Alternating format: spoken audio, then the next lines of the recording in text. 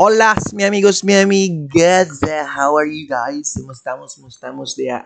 Okay ra dire unta okay mo diha, no? So, kani na video discuss nato ang isa ka indicator na mostly makita ninyo sa mga chart na gina-publish. Isa ni siya na ginatawag na stock RSI or stochastic RSI. So, from our previous video, naata dito no na-discuss nato tungkol sa itong RSI or ginatawag na relative strength index no. So isa siya ka indicator nga mo measure sa ato ang trend and momentum, and then kung naa na ba ang presyo sa mahal nga area or ginatawag nga overbought OB, or naa na pud ba sa barato nga area or ginatawag nga oversold. So, same ang difference lang niya sa relative strength index or RSI sa atong stochastic is naa siya two lines, no. One line ginatawag na K line, percentage line, and the other is the D line.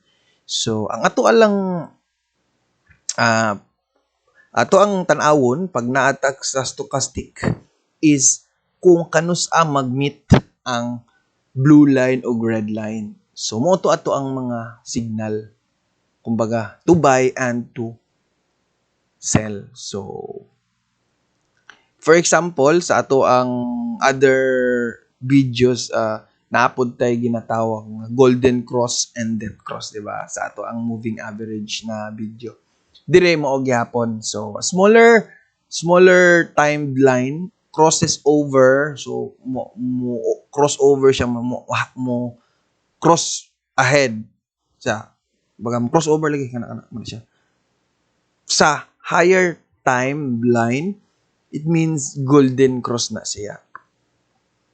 So for example, by default ang atong stochastic RSI, tan-aw nimo ang iyang settings, natay K line which is 3 and D line is 3. Ang RSI length is kung unsa ang length sa gina-measure nimo nga sessions. Like for example, 14, it measures 14 candles pod sa current session na imong ginatan-aw. So naga-change siya based sa imuhang time frame na pilion. And source niya is the closing price. So nani siya yung formula, kung ang kaning K-line na ay formula, lahi pod ang D-line. So basta by default kani imong tanawon, ang K nato is blue and orange din, hindi man magpula diri sa ko. Orange daw ang D-line. So same as our relative strength index, naapod tay levels no of 3 levels sa ato ang areas. So one is sa ubos, is bali naman tay gina consider na level ba 0 to 100. So kanang 0 to 100 gihati pud siya og tulo. From 0 to 20 mo na ang ginatawag nga kumbaga oversold area. And then ang 80 to 100 mao pud na ang ginatawag nimo nga kaning overbought. So mahal na.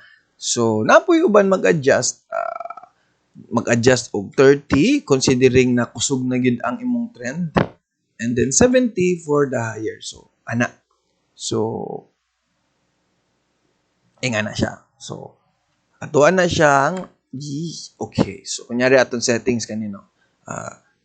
Pag na siya sa 70 above, that means na siya sa overbought, meaning mahal na ang presyo para nga market.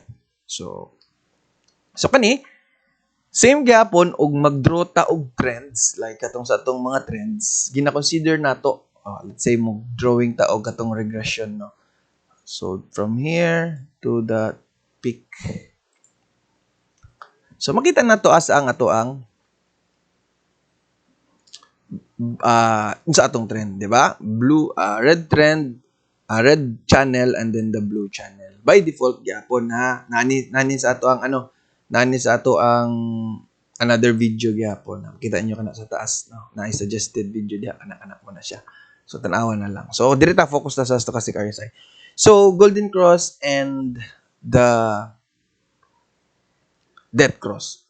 So i-consider na to pag magbasa ta aning stochastic RSI, pag ang price naa na sa ubos and then ang blue mo crossover sa orange nimo kani.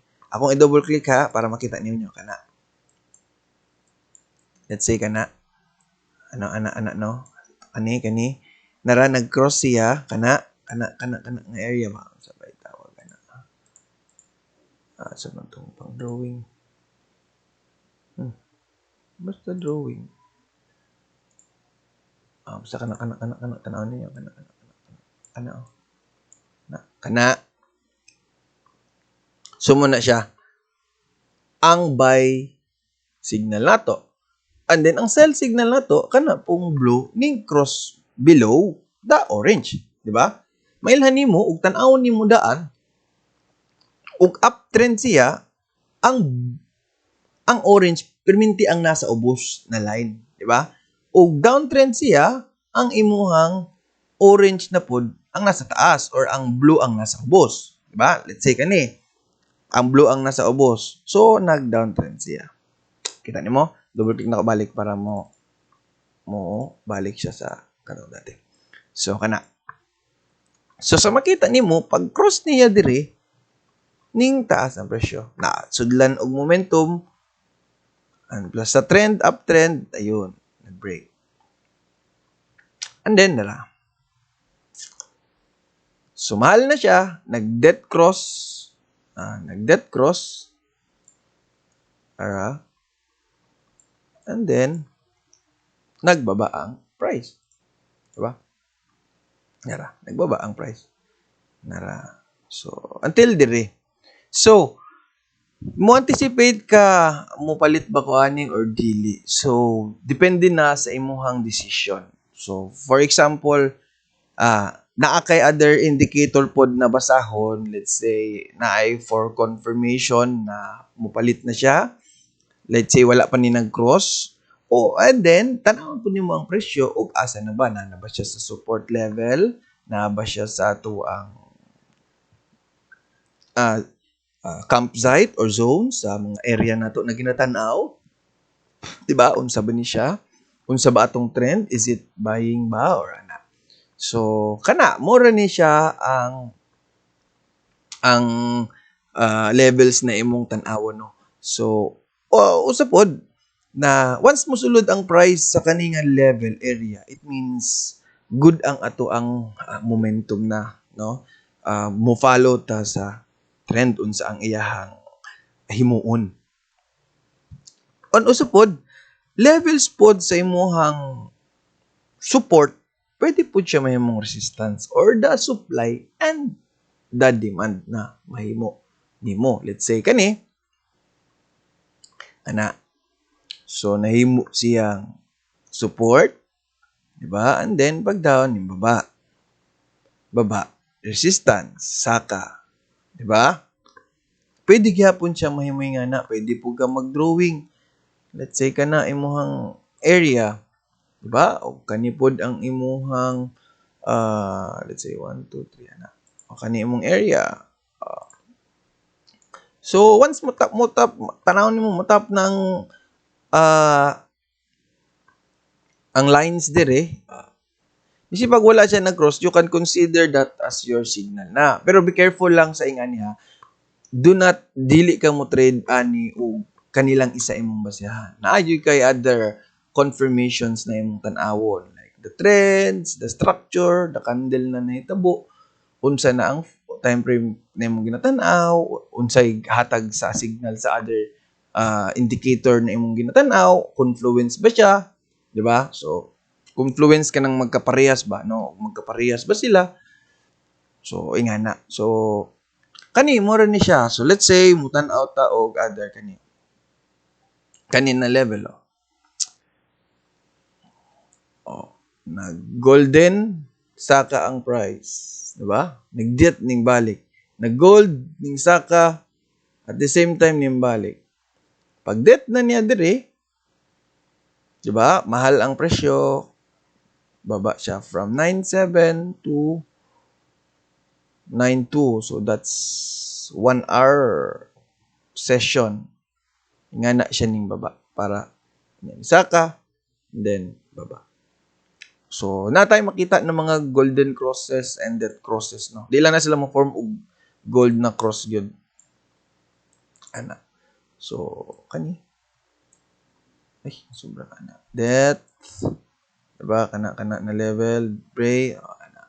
So, kani nga indicator, stochastic relative strength index or stock RSI.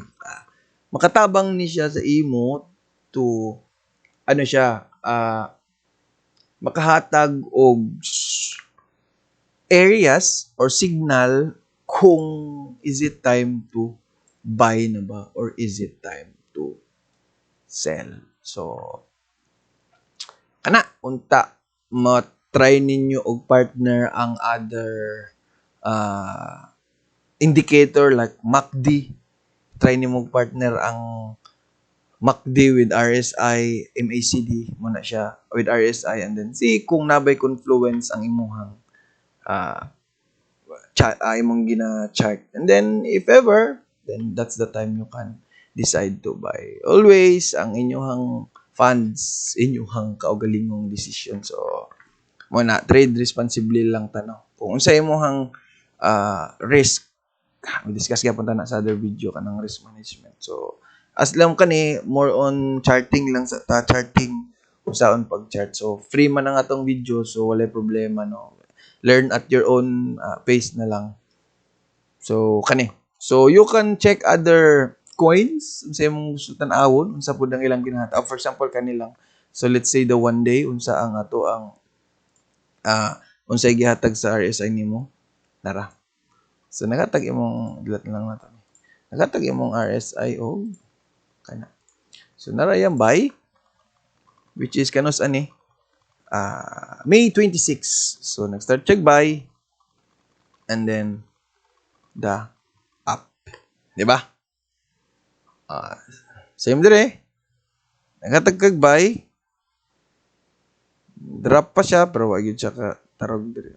And then buy. So one day is a big enough na time frame. So if day trader ka, look into smaller frames. Pwede ka mag consider 4 hours, 1 hours, and then the smaller 15-minute frames. Pwede po ka mag 1 minute scalps. So depende na sa imong gusto. So kani unta ang atong video nakatabang sa inyo para masabtan kung unsa ning stochastic RSI, no? Kung balikon, natay tulo ka levels sa stochastic RSI, ang barato, ang normal, o ang momentum, or ang retail, or ang overbought, or ang mahal na area. Of course, the golden cross, smaller frame, time length crossover the higher, that's golden, or smaller time frame crosses below the higher time frame, that's our death cross, no? Kanina area is mahal. Kanina area is barato. This one's the momentum. So, as always, unta na mo'y nakatunan. Babush, babush, babush.